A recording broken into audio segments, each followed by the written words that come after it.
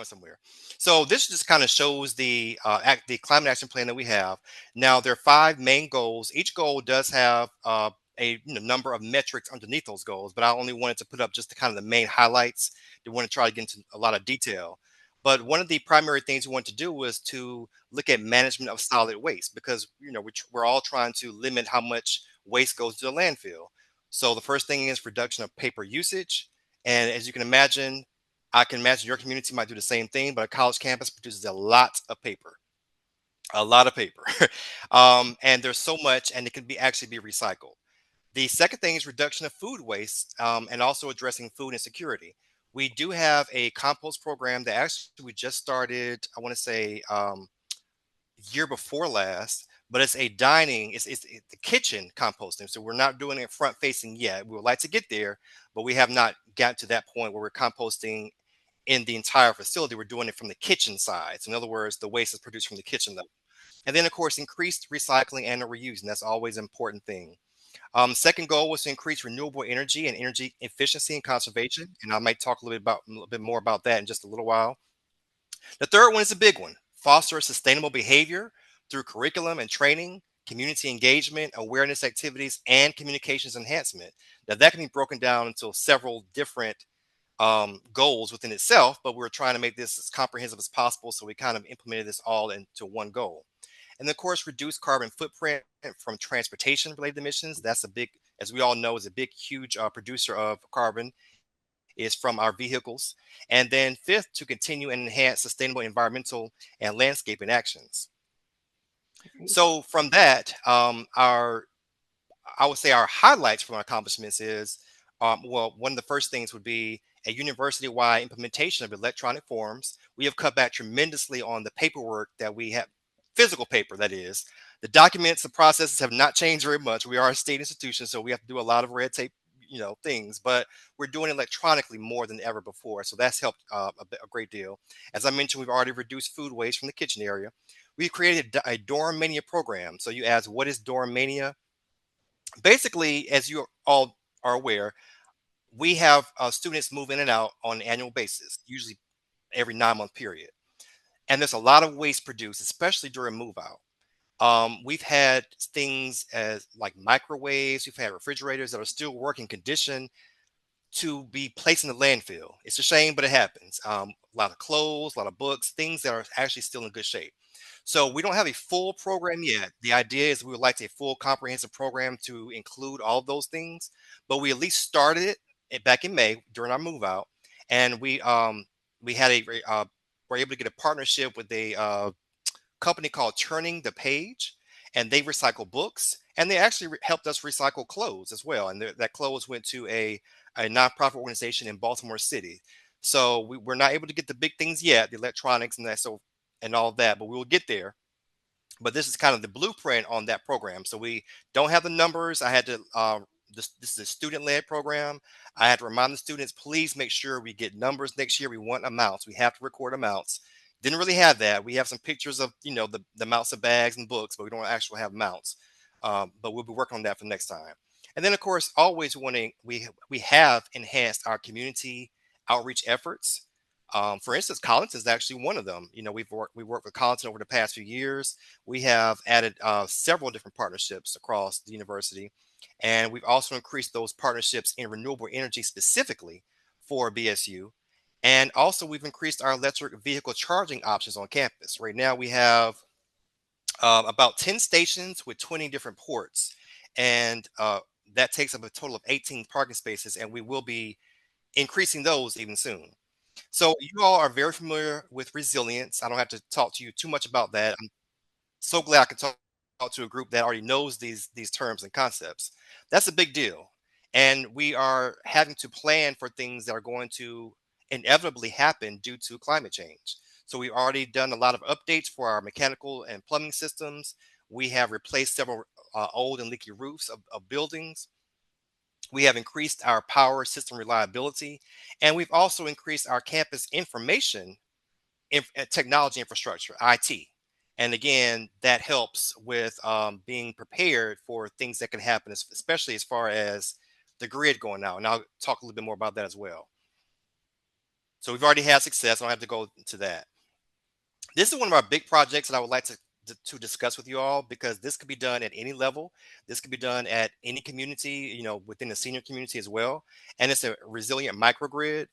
Uh, I feel confident that most of you probably know what it is, but for those of you that may not be familiar, it's basically a power grid that's not connected to the main electrical grid. And it utilizes clean and renewable energy sources to power that grid. That could power things as small as an office or a room, or as large as several buildings. So right now we are in the second phase of this resilient microgrid project. We're working with an external partner called Optimize Renewables. And we've already done our feasibility study. That took about a year and a half to kind of go around. And I realize you all may not be able to see this diagram. Don't try to squint your eyes. I can barely see it myself. It's fairly small, but it just kind of shows you an idea of the schematic of what they've done around campus, um, as far as how the microgrid would work for us. So during this feasibility study, they determined what we currently have already and some things that we can add to make this a microgrid. In other words, when the electrical grid goes down, we want to make sure that we're able to power our critical operation systems on campus. For us, that would be campus safety, IT, the server room, as well as the dining facility, because our students have to eat. I'm sure you all know how it is. You got to eat. So we have to have our entire student center will be a part of this microgrid. We are looking at solar, and also a hydrogen fuel cell will be our primary methods of producing this energy to the campus. Now, we don't have the land on our campus that we needed to produce the full 2 megawatts worth. So we're looking right now at trying to find some adjacent land that would accommodate the 2 megawatts. And we do have solar on campus, and the solar that we have on campus currently accounts for about 15 to 20% of our campus energy needs. But again, for the microgrid purposes, we will need additional solar for that. And again, I know there may be some questions, so feel free to ask me. I guess probably at the end of the presentation. One of the things that Ms. Goodwin and I talked about was how we come up with our carbon footprint numbers. I have to be completely transparent with you all. We are not fully up to date. As you can see, our numbers, and this is actually, we actually do have some numbers beyond 2020, but this was an old slide. Um, But SciMap is the system that we use. It's through Second Nature. Now, Second Nature pertains primarily to colleges and universities. So I'm not sure if this is something available for you all, but I'm sure a similar system probably would be. So we have a membership with Second Nature, and as a part of that membership, we have access to be able to put in numbers in this system. It's called SciMap. This is the latest slide that I have. I unfortunately don't have anything more up to date than this, but we're working on it. This did not fall under me initially. There were other staff members who were doing this, and they both left university around the same time. One retired, and one went for another opportunity. So we fell behind. And I want to remind you all, and I know Ms. Goodman wanted me to talk about some of the challenges that we have. One challenge is resources. I am one person. I have numerous projects and I love it. I love what I do, but it is very challenging. And this is one of the things that I have not been able to get to on my own. So I'm looking at trying to get some students to help. That's one of my new projects that I'm, looking at, is trying to get a grad student to kind of help get us to where we need to be with some of these. This is voluntary reporting, by the way. This is not something we are mandated to do, but we do want to have these numbers, and we do want them to be current, up to date. And I realize there may be more questions about this, but we'll definitely come back to that if needed. But I also want to touch on some of the focus areas that we have on our campus, and I think many of these things could pertain to your communities as well. Our buildings right now, all of our buildings over the last 10 plus years have been LEED Gold or higher. We have one LEED Platinum building on campus, and that's our Center of Natural Resources, I'm sorry, Center of Natural Science, Mathematics and Nursing building. And our newest building, which just opened in August, is slated to be LEED Gold as well. We normally don't get our LEED certification until about a year after the buildings are operating. Um, Clean energy is a focus area. Again, we have 15-20% of our campus energy needs through solar energy. We do have a solar project on campus. I talked about the microgrid plan already. Transportation, that's a big one. We are mandated by the state actually to have 100% electric fleet by sorry, I don't have the year right in front of me right now, but we're on our way to that. We have increased our EV charging stations on campus. We now have 3 electric vehicles on campus, and that includes 2 cars and 1 small bus. We have our larger motor coach buses, and not those, but our smaller bus. And again, we were looking at trying to increase those, hopefully in the future as well. The thing is funding. We have to pay for those. The state does not pay for those for us, so that's always a challenge. I won't talk.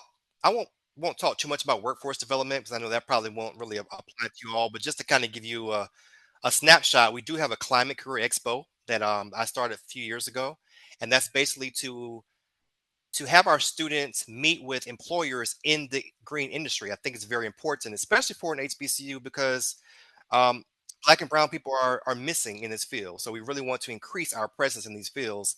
We've had about 20 employers.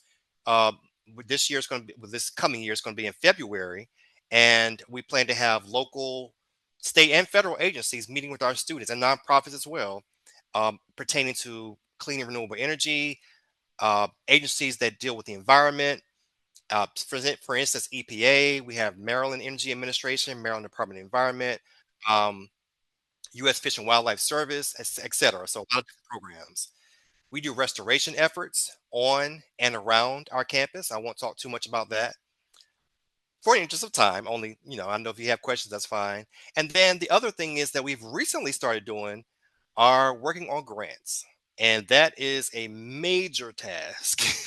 Again, especially for a one-man office. Um, but we want to capitalize on some of the funding opportunities that are available out there, especially now. There are a lot of grants from the federal government and even state level as well that we want to make sure that we are capitalizing on. So the microgrid is actually one of those. We actually just received $1 million from MEA, Maryland Energy Administration, for the second phase of our microgrid. So that's a big deal. And we have just submitted a grant to EPA for $3 million, and that is basically to provide training for the local workforce in disadvantaged communities to get skills in building optimization. In other words, how do we monitor and meter our buildings and the emissions that are coming from those buildings?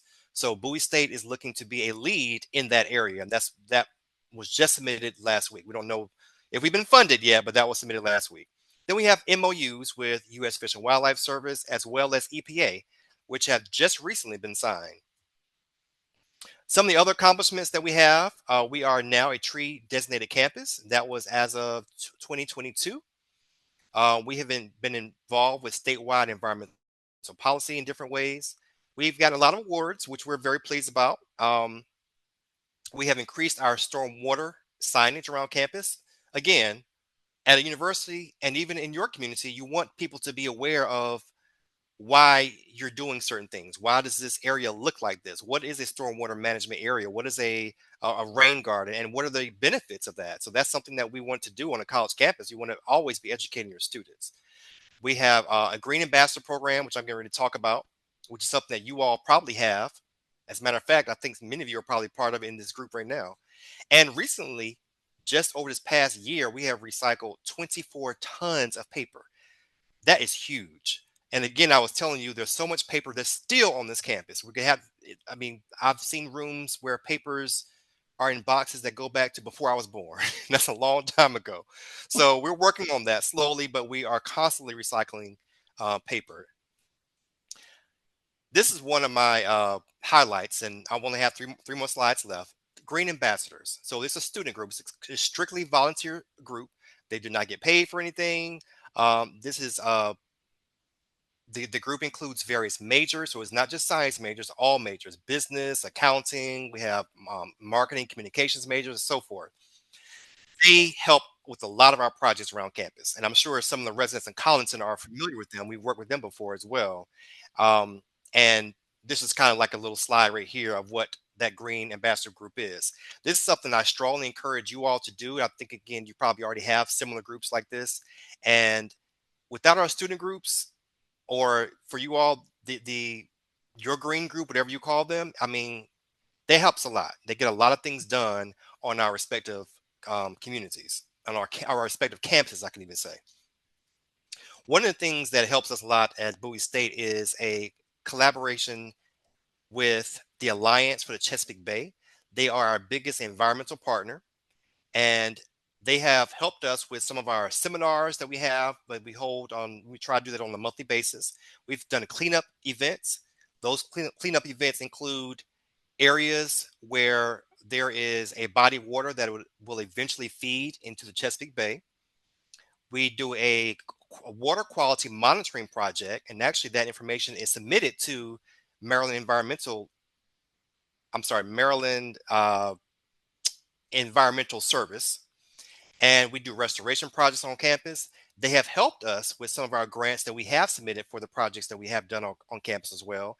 And they provided paid student interns. And then, of course, they've also allowed us to have certain opportunities for our students as well as faculty and staff to attend certain summits and conferences as well. So they have helped us tremendously. I cannot go without giving them some kind of credit on how they've helped us at Bowie State. So with that being said, there are challenges, and by the way, there are more challenges than this. But I did kind of want to mention one of them, and I mentioned earlier, is a lack of staff and resources. I'm sure that's probably something that you all may have as well. Right now, again, I'm one person, and I do not have a staff. I do not have an office. I'm working on trying to add another person or two eventually. But anything that deals with energy, energy efficiency, recycling, environment, outdoors, and nature, anything green will come to me, at least initially. But I do want to say we do have a team. We have a sustainability committee here. It's called C4. C4 stands for Climate Commitment Coordinating Committee. I did not come up with that. That was before my time, but that is our committee title. And then, of course, we have other people in facilities in our, energy department as well, who kind of helps move some of these projects along. As you all know, as a state institution, we have state mandates that we have to meet. The Climate Solutions Now Act is one of the things that we have to figure out how we're going to get certain things done with our transportation, with environmental justice, which we're kind of doing some of those things already, with our building energy performance standards. There are a lot of things that the state is expecting of us, but they're not really funding us. So we have to figure out how to get some of these things done without additional funding from the state. And right now, the state of Maryland is in the budget deficit, at least when it comes to the university system. So that's something else that we have to kind of grapple with.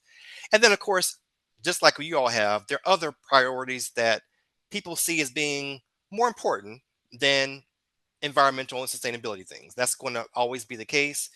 This is a big deal, but there are other things that, the administration may prioritize over this type of work when it deals with the climate change and being environmentally sustainable. So that's always going to be a challenge that we have to deal with. But our vision for the future is to again expand this office. I would love to have more people work in this office, even if it's start off with a student, a grad student, etc. And always increase our partnerships. When you increase your partnerships, your contacts will grow. Those contacts know other people. They would love to work with you. I'm getting a lot of that now, and I'm grateful for that. Of course, to increase our student engagement, we know now that we're seeing more and more students who are actually interested in learning more about what they can do to combat climate change. When I first started here 10, 11 years ago, the interest was nowhere near as high as it is now. So that's helped a lot. And then, of course, I have dollar signs, money. Yes, we could always use more money for the projects we're trying to do on the campus, or even projects that we would like to do, not even that we have to do, but even things that we'd like to do. So that's kind of it in a nutshell.